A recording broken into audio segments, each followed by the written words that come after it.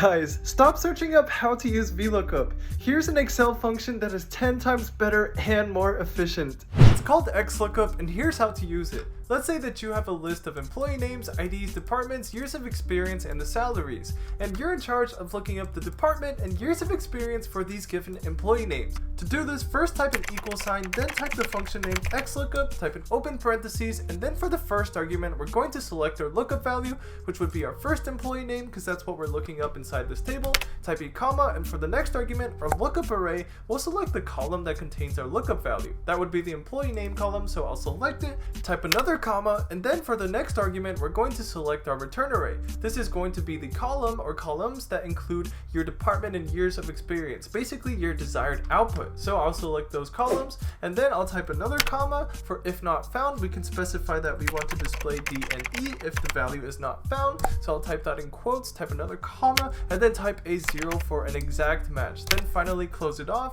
press enter, and then you can select your values, click and drag the fill handle, and that'll automatically look up all of your employee names information for you. And if you want to learn 26 Excel shortcuts that'll save you time and boost your productivity, you can go ahead and grab my cheat sheet by going to my profile.